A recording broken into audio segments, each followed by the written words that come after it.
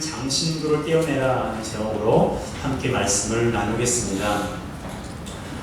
이스라엘 백성은 애굽에서 430년 동안 종살이를 했습니다. 하루하루가 너무나 고통스러워서 하나님께 탄식하며 부르짖었는데요. 하나님께서 그 소리를 들으시고 그들을 애굽에서 건져내기로 결단하셨습니다. 그때 부름받은 사람이 모세이죠. 하나님은 모세를 통해서 이스라엘을 애굽에서 건져내시고 귀혹한 땅이었던 가나안으로 그들을 인도하셨습니다. 하나님께서 그렇게 하신 이유가 있습니다. 한 가지인데요. 바로 그들의 하나님이 되고 싶으셨던 거예요. 자, 출애굽기 29장 45절 46절 함께 읽습니다. 내가 이스라엘 자손 중에 거하여 그들의 하나님이 되리니 그들은 내가 그들의 하나님 여호와로서 그들 중에 거하려고 그들을 애굽 땅에서 인도하여 낸 줄을 알리라. 나는 그들의 하나님 여호와니라. 아멘. 여기에 기록되어 있는 것처럼 하나님께서는 이스라엘 자손 중에 거하고 싶으셨어요. 그들의 하나님이 되고 싶으셨던 것이 하나님의 유일한 소망이셨습니다. 그것을 말로만 해서는 백성들이 믿지 않을 것 같으니까 하나님께서 다양한 방법으로 당신이 그들의 하나님이라는 사실을 보여주셨어요. 40년 동안 광야에 머무르는 동안 단 하루도 빠짐없이 만나와 메추라기로 그들을 먹이셨고요. 홍해를 가르셔서 바다 한가운데를 마른 땅으로 건너게 하시고 반석에서 물을 내셔서 마시게 하셨습니다. 광야는 낮에는 뜨겁고 밤에는 추운 곳이잖아요. 그래서 낮에는 구름기둥으로 밤에는 불기둥으로 그들을 보호하시고 가나안 땅까지 인도하셨습니다. 그뿐만이 아니에요. 그들로 하여금 하나님이 언제나 함께 하신다는 것을 보여주시기 위해서 법궤를 만들어 메고 갈 것을 명령하셨어요. 법궤 안에는 시내산에서 받은 10계명이 기록된 2개의 돌판이 있었고요. 만나를 담은 항아리와 아론의 쌍난 지팡이가 들어있었습니다. 이스라엘 백성은 법궤를 보면서 하나님이 우리와 함께 계시는구나, 하나님께서 우리 중에 계시는구나 라는 것을 알 수 있었습니다. 이와 같이 하나님은 그들의 하나님이 되시려고 애굽에서부터 광야를 지나는 시간 동안 그들과 함께 계셨고 그들과 함께 하는 것을 기뻐하셨어요. 그런데 오늘 본문에 보면 하나님께서 이스라엘 백성과 결별 선언을 하시는 것을 우리가 보게 됩니다. 3절의 말씀을 함께 읽겠습니다. 시작. 너희를 젖과 꿀이 흐르는 땅에 이르게 하려니와 나는 너희와 함께 올라가지 아니하리니 너희는 목이 곧은 백성인즉 내가 길에서 너희를 진멸할까 염려함이니라 하시니. 아멘. 무슨 말입니까? 가나안 땅에 들어가게는 해주겠다는 거예요. 가나안 땅에 들어갈 것을 약속했으니까 그 약속은 지키시겠다는 거예요. 하지만 하나님은 어떻게 하신다고요? 함께 올라가지 않겠다고 말씀하십니다. 지금으로 말하면 이런 거예요. 하나님이 우리에게 부자가 되게 하시겠다고 약속하셔서 부자는 되게 하시겠지만 더 이상 하나님이 동행하지는 않겠다는 것입니다. 하나님이 건강 주시겠다고 약속하셔서 건강하게 하시겠지만 더 이상 동행하지는 않겠다는 거예요. 만일 하나님께서 여러분에게 이렇게 말씀하신다면 여러분은 어떻게 답변하시겠습니까? 내 인생에 하나님은 없어도 돈만 있으면 된다고 생각하는 사람들은 얼씨구나 잘됐다라고 말할 거예요. 내 인생에 하나님은 없어도 건강만 있으면, 좋은 대학에 가기만 하면, 좋은 일자리에 취업하기만 하면 최고라고 생각하는 사람들은 그 제안을 수락할 것입니다. 그렇다면 이스라엘 백성은 어떤 반응을 보였을까요? 4절 함께 읽습니다.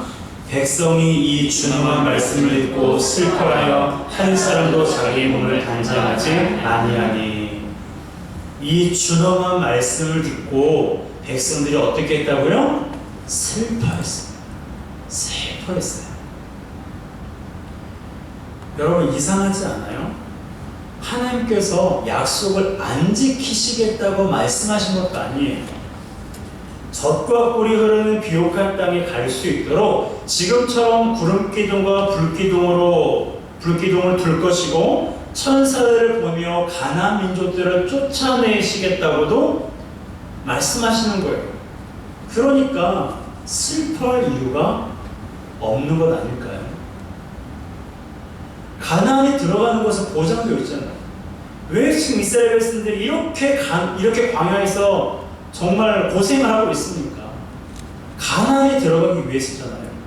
그런데 그 약속은 하나님이 지키시겠다는데 백성들은 슬퍼하는 거예요.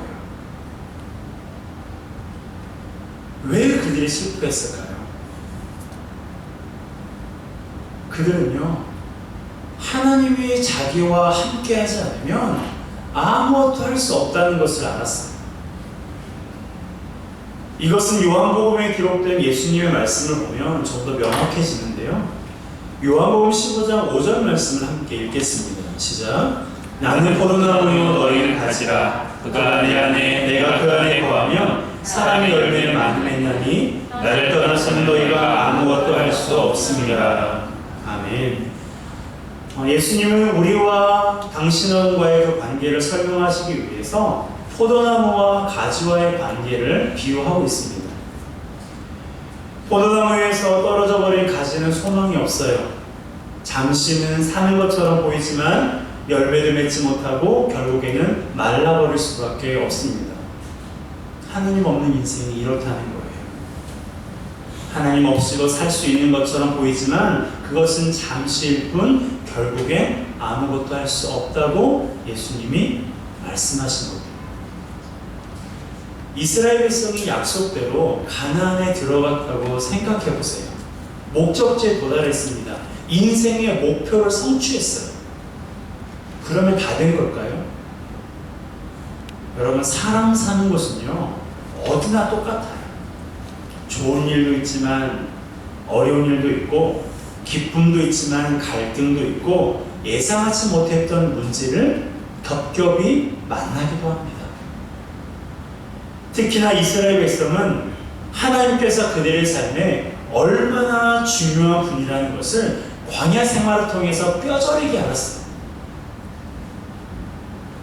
방금 말씀드린 것처럼 홍해를 건너고 만나 메추라기로 배부르고 반석에서 물을 내서 마시고 적군들을 이기게 하시고 구름기둥과 불기둥으로 인도하신 이 모든 것이 누구로부터 말미암은 거예요? 하나님으로부터 말미암은 거예요. 이스라엘 백성들이 이것을 눈으로 직접 보았어요. 우리는 성경으로 글로 읽잖아요. 이스라엘 백성들을 직접 눈으로 보았다니까요.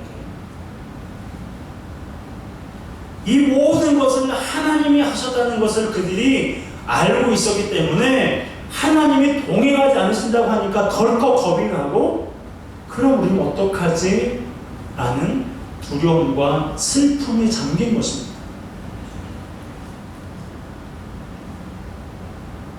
저는 이스라엘 백성들의 이 마음이 우리 모두의 마음이 되었으면 좋겠어요. 오늘날 대부분의 사람들은요, 목표를 향해 달려가느라고 바쁘게 살아가요. 취업을 위해, 집을 마련하기 위해, 높은 지위를 얻기 위해, 안락한 삶을 위해서 열심히 바쁘게 살아가고 있어요. 뒤를 돌아볼 겨를도 없이 앞만 보면서 열심히 달려가고 있습니다. 열심히 사는 모습 참으로 위대하고 멋진 모습이에요. 그런데 열심히 달려가긴 하는데 하나님 없이 달려가고 있다는 것이 문제입니다.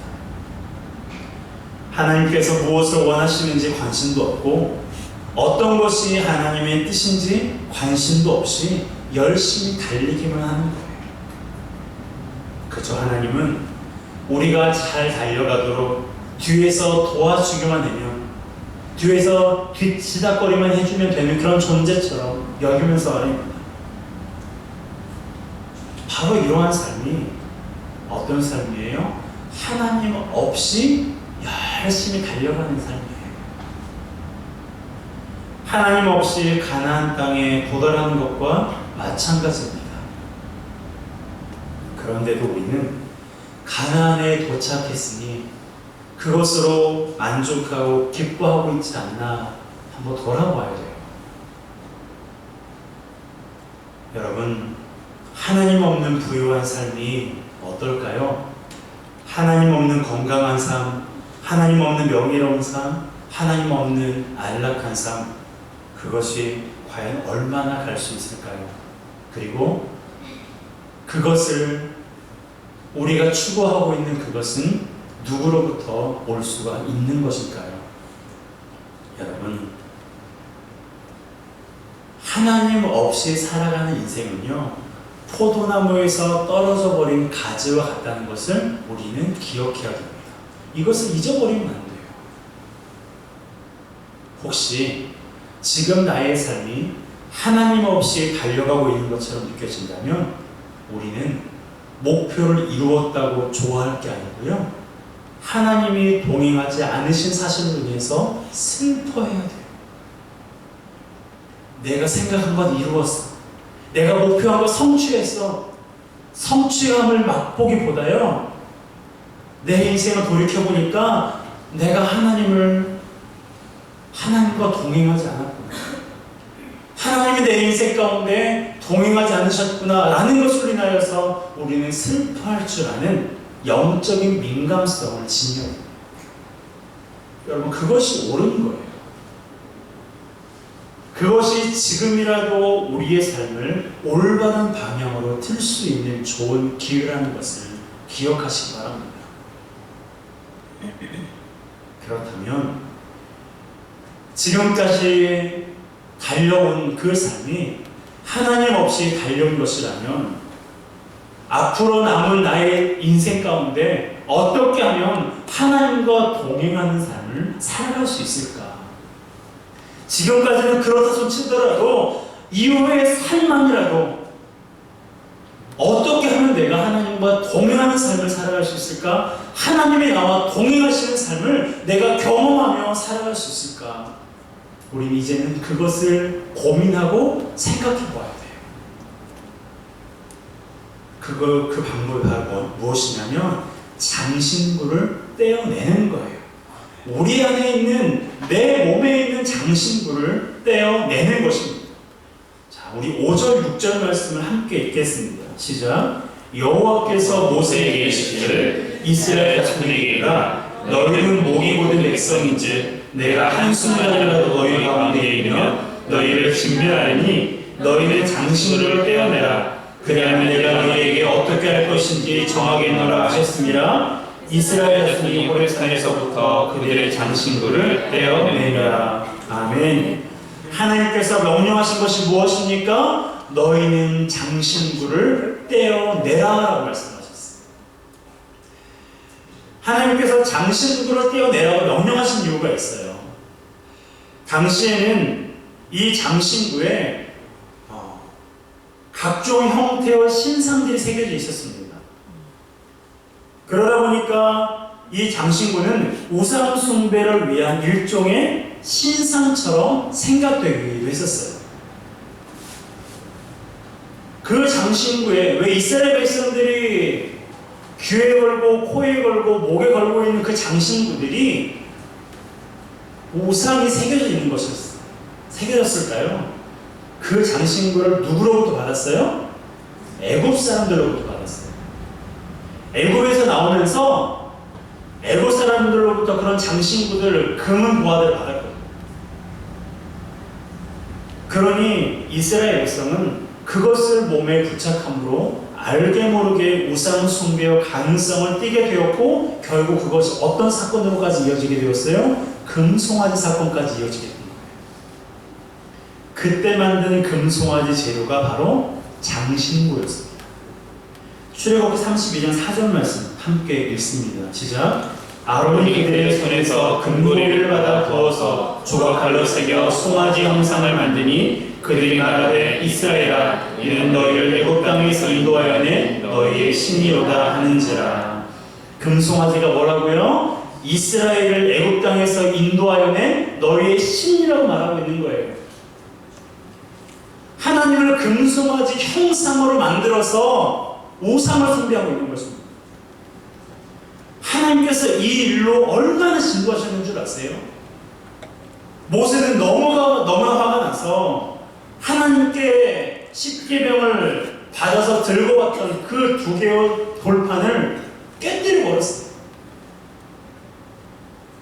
그런데 이런 엄청난 일이 있는 후에도 금송아지를 만드는데 사용했던 그 장신구를 지금도 버젓이 이스라엘 백성들이 지니고 있는 거예요. 그래서 하나님께서 그것을 떼어내라고 말씀하셨습니다. 그러자 백성들이 어떻게 했습니까? 장신구를 떼어냈어요. 그제서야 하나님께서 함께 가시겠다고 말씀하시는 것입니다. 여러분, 하나님이 여러분의 삶에 동행하기를 원하십니까? 그렇다면 장신구를 떼어내야 돼요. 반지를 빼고 그 거리를 떼라는 말이 아닙니다. 데살로니가 전서 5장 22절에 말씀하고 있는 것처럼 악은 모양이라도 버리라는 거예요. 사소해 보이는 것이라도 그것이 죄와 연결되어 있다면 즉시 제거해야 됩니다. 물질도, 사람과의 관계도, 내가 추구하는 인생의 목적이나 목표도, 그 어떤 것도 그것이 죄와 연결되어 있다면 그것이 바로 장신구예요. 그것을 떼어낼 때 하나님께서 우리와 동행하시는 것입니다. 여러분, 죄가 얼마나 간교한지 아세요? 제가 얼마 전에 이걸 경험했어요. 몇몇 분들과는 나눴는데요. 얼마 전에 그 아들이 4살이거든요. 아들의 유치원 문제로 고민할 때가 있었습니다. 지금 다니고 있는 어린이집은 올해까지밖에 다닐 수가 없어서 알아보고 있었어요. 특히 마포가 어린이집이나 유치원에 들어가기가 너무너무 어렵습니다. 그런 찰나에 근처 어린이집에서 11월 26일 오후 2시와 저녁 6시에 학부모 간담회가 있으니 오라는 연락을 받았습니다. 학부모 간담회가 있다는 것은요, 거의 확정되었다는 뜻이에요. 그래서 가려고 마음을 먹었는데 시간이 걸리는 거예요. 화요일 오후 2시냐? 저녁 6시냐? 화요일 오후 2시면 우리 교회에서 뭐가 있죠? 네, 화요 기도 모임이 있습니다. 이때부터 제 머릿속에 꾀가 났어요. 11월 1일부터 22일 동안 저녁마다 기도회를 했으니까 26일 화요 기도 모임을 쉬고 12월부터 하면 어떨까 하는 생각이 문득 들었습니다. 그래서 주보에도 실을까 고민도 했어요. 왜냐하면 오후 2시에 간담회에 가면 동건이가 어린이집에 가 있는 시간이라 편안하게 다녀올 수 있어요. 그런데 저녁에 가면 동건이를 데리고 가야 하니까 번거롭거든요. 그래서 어떻게 했을까요? 자, 오후 2시다. 저녁 6시다. 저녁에 갔어요.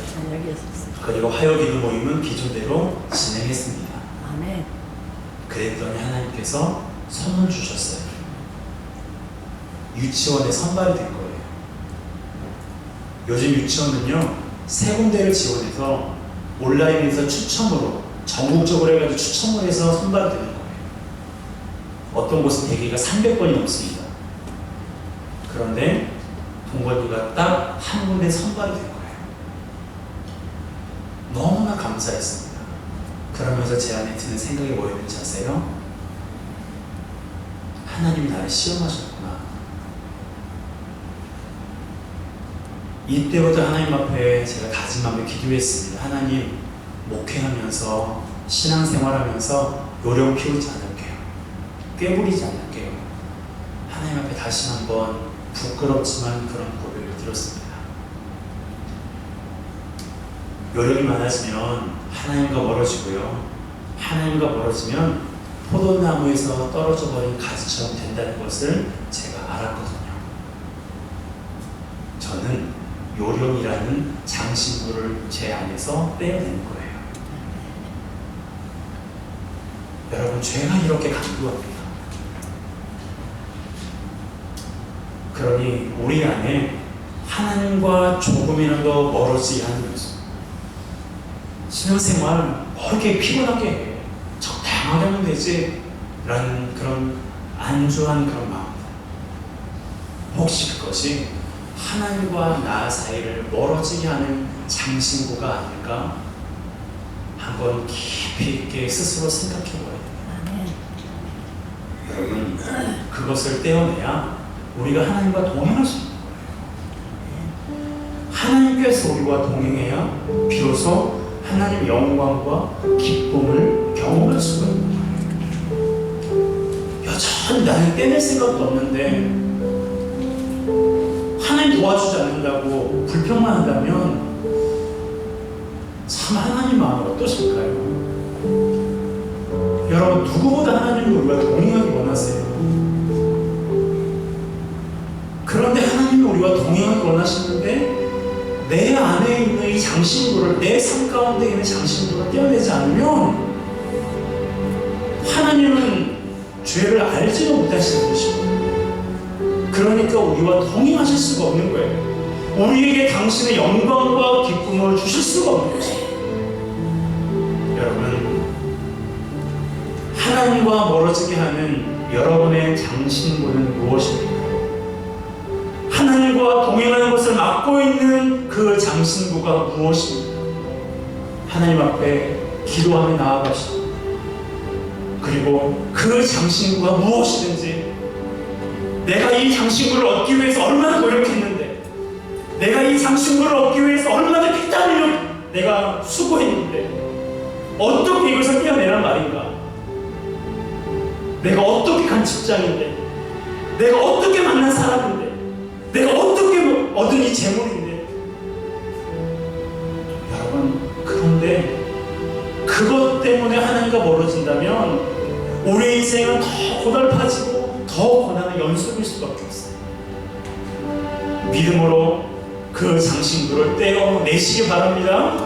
믿음으로 그 장신구를 떼어낼 때 비로소 하나님과 동행하게 되고 하나님의 영광과 기쁨, 우리 인생 가운데 역사하시는 하나님의 구원의 은혜를 경험하게 될 줄로 믿습니다.